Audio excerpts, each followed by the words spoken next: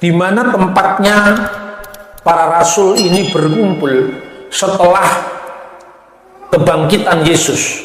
Bahkan ketika mereka masih menunggu Yesus disalibkan, lalu sampai pada hari ketiga di mana para wanita itu mondar-mandir dari kubur Yesus ke tempat ini untuk menyaksikan apa yang mereka lihat dengan mata kepala mereka sendiri, bahwa kubur itu telah kosong. Dan tempat di mana mereka berkumpul bersama 11 rasul, bahkan Bunda Maria, Ibu Sang Kristus juga ada di sana. Itu tempatnya di mana? Nah, saudara-saudara, kalau kita melihat baik bagian dalam Injil maupun dalam Kisah Para Rasul, itu berbicara tentang satu tempat, dan tempat itu tempat untuk berkumpul mereka, menunggu berita-berita yang dianggap mereka simpang siur yang berasal dari wanita-wanita itu ketika mereka menyaksikan pengalamannya mengunjungi kubur Yesus dan ternyata kubur itu kosong, sampai mereka menerima sendiri bagaimana Yesus menampakkan diri kepada mereka, dan akhirnya terhitung sekitar 500 orang yang menjadi saksi kebangkitan. Yang pertama, tempat. Kalau saudara-saudara pergi ke Yerusalem, di sana ada satu tempat di Bukit Sion yang namanya Senakal. Senakal itu hanya ruang makan, tetapi dalam Injil yang kita baca ini disebut Kataluma. Jadi baik Matius, Markus, Lukas, Yohanes itu berbicara tentang tempat di mana perjamuan malam Kristus itu diselenggarakan. Dan karena penulis Injil Lukas dan penulis Kisah Para Rasul itu orang yang sama, kemudian Lukas melanjutkan kisahnya atau narasinya di kitab Kisah Para Rasul. Nah, tempat itu disebut pertama, kita akan melihat dulu dari catatan Lukas. Lukas pasal 22 ayat 10 sampai 12. Itu di sana dikisahkan bahwa Yesus menyuruh muridnya untuk pergi ke kota. Ke tempat siapa? Dan tempat itu memang sepertinya sudah dikenal kalau dilihat dari catatan kitab suci. Jawabnya, apabila kamu masuk ke kota, kata Yesus, kamu akan bertemu dengan seorang yang membawa kendi berisi air, ikutilah dia ke dalam rumah yang dimasukinya. Itu pesan Yesus kepada muridnya. Ayat 11 dalam Lukas pasal 22 dikatakan, dan katakanlah kepada tuan rumah itu, guru bertanya kepadamu, di manakah ruangan? Itu dalam bahasa aslinya Kataluma, ruangan, tempat aku bersama-sama dengan murid-muridku akan makan Paskah. Lalu orang itu, ayat 12, akan menunjukkan kepadamu sebuah ruangan atas yang besar, Anagayon Mega. Jadi Kataluma, ruangan atas, itu dipertegas maknanya Anagayon Mega, ruangan atas yang besar yang sudah lengkap, disitulah kamu harus mempersiapkannya. Nah, tempat itulah yang sama yang juga dijadikan markas para murid, termasuk pencurahan Roh Kudus.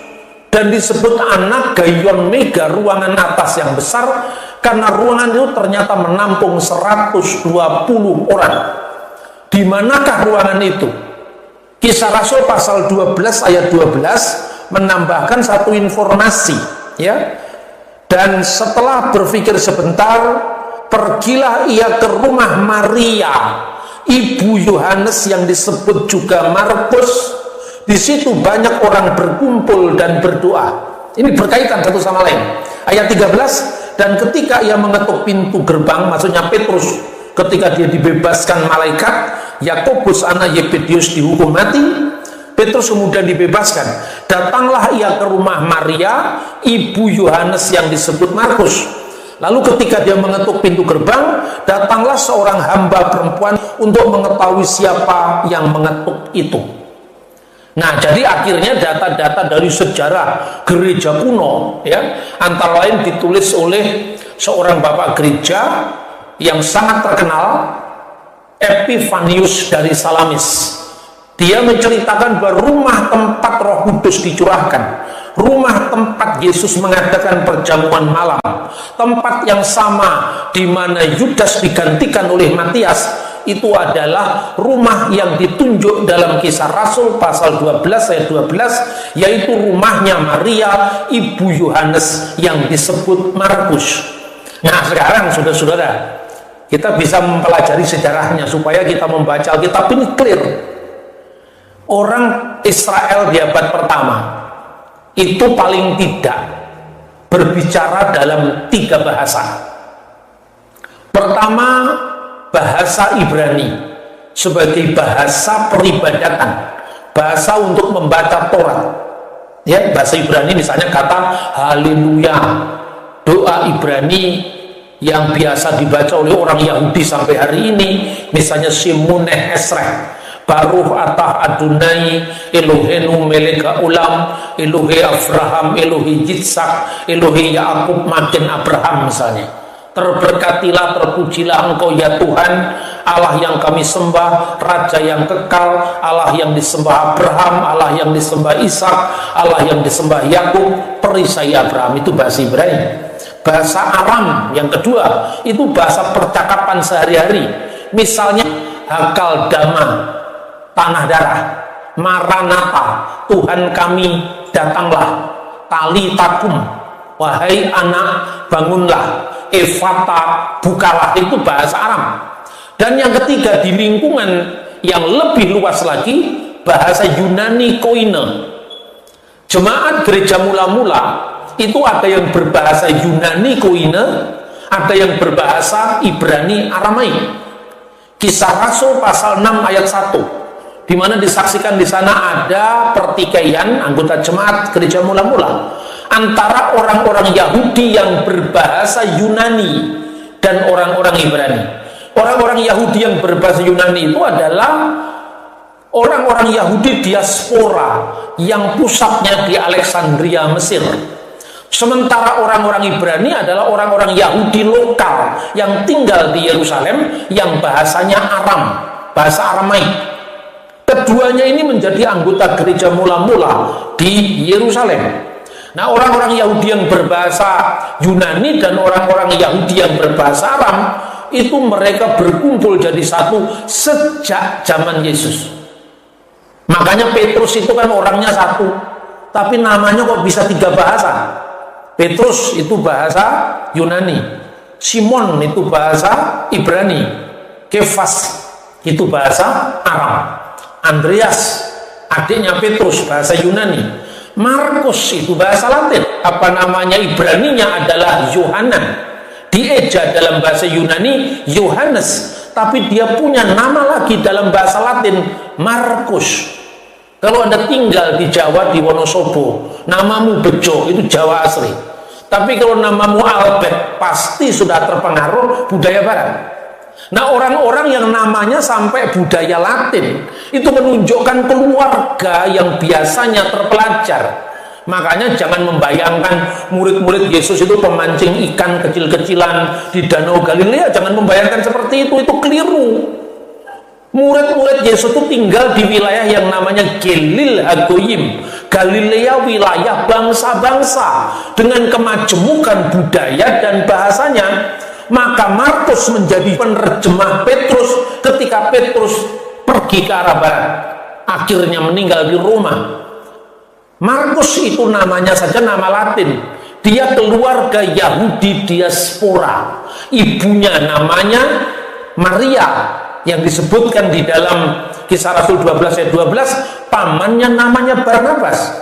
Pamannya orang kaya, menjual harta bendanya dan diserahkan sebagai dana misi untuk para rasul. Jadi Markus itu keluarga diaspora Yahudi yang kaya raya. Maka di antara murid Yesus itu ada yang berasal dari Yahudi lokal asli, 12 rasul misalnya. Tetapi ada juga Yesus punya murid yang 12, selain yang 12 punya murid yang jumlahnya 70 orang. Dan 70 orang itu antara lain Markus yang Yahudi diaspora, Yahudi yang berbahasa Yunani, Lukas orang Yahudi yang berbahasa Yunani, Barnabas orang Yahudi yang berbahasa Yunani, Stefanus orang Yahudi yang berbahasa Yunani. Di antara banyak 70 rasul itu termasuk Markus dan termasuk Lukas.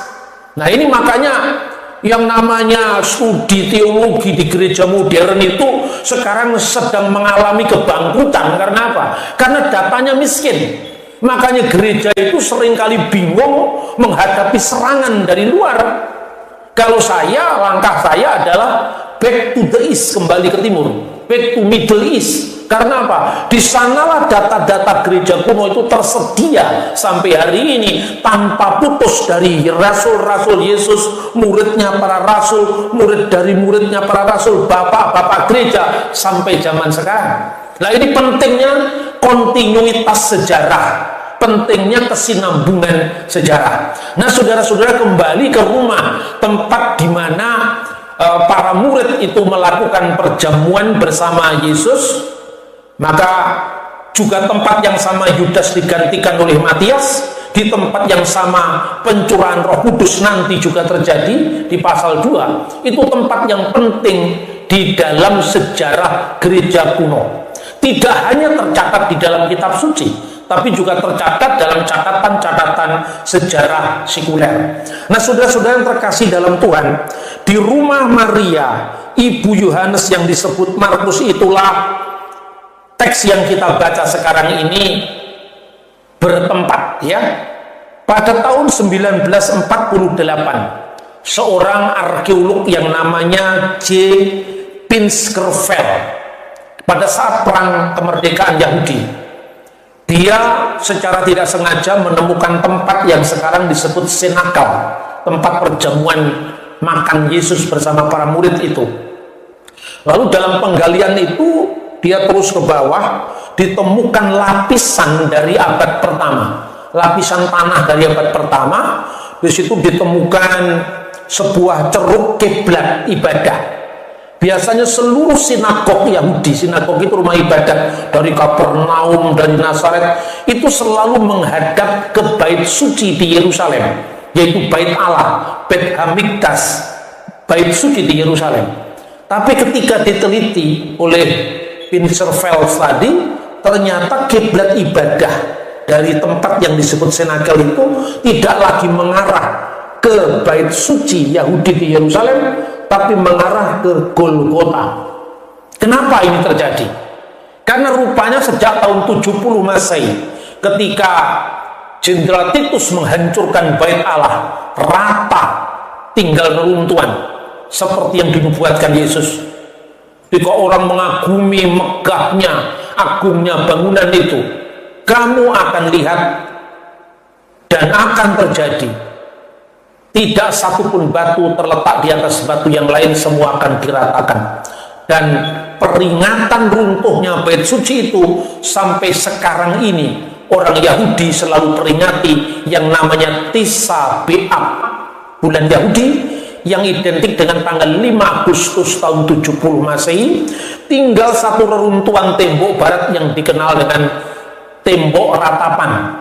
Orang Yahudi menyebutnya Hakotel Hama-Arifi, tembok barat. Nah, ketika perang Yahudi pertama tahun 70, perang Yahudi kedua tahun 135, semua tempat di Yerusalem itu rata menjadi reruntuhan. Tetapi ketika Hadrianus, Kaisar Roma, menaklukkan kembali perang Yahudi yang kedua tahun 135, dia dan tentaranya berdiri di satu tempat. Tempat itu satu-satunya rumah kecil yang tidak terbakar api. Di tengah semua kota Yerusalem terbakar oleh api peperangan itu. Dan tempat yang dimaksud itu menurut catatan sejarawan Epifanius dari Salamis adalah tempat yang kita bahas sekarang, yaitu senakel, ruangan atas di mana Roh Kudus dicurahkan, di mana para rasul menggenapi jumlah 12 ketika takhta itu ditinggalkan oleh Yudas. Dan tempat itulah tempat yang kita bahas sekarang ini. Saudara-saudara, seolah-olah Tuhan memberikan sebuah alarm, sebuah tanda. Lihatlah, ada dua umat sekarang. Yang pertama umat yang lama, maka disebut perjanjian lama, karena itu nubuatan dari Yeremia pasal 31 ayat 31. Dan ada umat yang baru, karena Tuhan akan mengadakan perjanjian baru dengan umat Yehuda dan umat Israel. Yang satu tinggal tembok ratapan, mereka meratapi di tembok satu-satunya di arah barat itu, bait suci sudah hancur. Sementara yang kedua itu berangkat dari satu tempat yang itu menjadi semacam pusatnya gereja mula-mula yang bertahan sampai hari ini dan jejak arkeologinya ditemukan, yaitu Senakal atau tempat suci. Kalau saudara pergi ke Yerusalem, jangan hanya sekedar pergi untuk jalan-jalan dan foto-foto. Kita mesti tahu, belajar sejarahnya, karena mumpung kita pergi ke Yerusalem, kita melakukan arkeologi kitab suci. Nah, saudara yang terkasih, tempat itulah di mana dikisahkan semua yang kita baca sekarang. Dalam ayat 13, naiklah mereka ke ruang atas. Makanya disebut ruang atas, Hiperon, ya. Mereka naik estu Hiperon. Makanya upper room bahasa Inggrisnya. Karena itu naik ruang atas, karena di zaman dulu orang Israel itu biasanya karena mereka membangun rumah itu dengan tanahnya yang terdiri dari bukit, gua gitu ya, lembah, maka biasanya yang paling atas itu namanya ruang tamu atau kataluma atau ruang atas. Ruang keluarga biasanya ada di bawah. Nah, ruang atas itu biasanya menampung banyak orang, apalagi keluarga diaspora, keluarga Yahudi kaya raya, seperti ibunya Markus. Nah, karena itu kalau ada orang mengatakan Matius, Markus, Lukas, Yohanes, ini kalau teolog-teolog modern kan mengatakan hanya dua yang saksi mata, yaitu Matius dan Yohanes. Yohanes anak Zebedius dan Matius. Markus bukan saksi mata, Lukas bukan saksi mata, kan biasanya begitu kan? Maka apa jaminannya kebenaran Alkitab? Enggak ditulis oleh saksi mata. Tapi kalau saudara-saudara membaca dari data-data gereja kuno, rumahnya saja dibuat ngumpul Yesus dengan para rasul untuk perjamuan suci. Masa bukan saksi mata? Itu gara-gara apa? Kita bisa membaca dari teks Injil Lukas pasal 1 ayat 1 sampai dengan 3. Karena di sana dikatakan begini, seperti yang disampaikan kepada kita oleh mereka yang dari semula adalah pelayan firman, yang dari semula adalah saksi mata dan pelayan firman. Berarti Lukas bukan saksi mata, ya kan? Ini kan ayat ini dipahami seperti itu kan biasanya. Kalau saudara-saudara belajar teologi modern di mana-mana, begitu Lukas bukan saksi mata, karena Lukas sendiri mengatakan yang dari semula dia mendapatkan informasinya itu dari saksi mata dan pelayan firman. Bagaimana ini? Bagaimana Injil bisa dipercaya? Padahal kalau kita membaca begini, ab arkis auto petai, itu artinya apa? Ab arkis auto petai, itu auto itu diri sendiri. Misalnya otokritik, mengkritik diri sendiri. Otonomi, ya, mengatur diri sendiri. Auto itu sendiri, nomos itu adalah hukum. Jadi otonomi mengatur diri sendiri. Otonomi daerah misalnya. Otopetai artinya apa?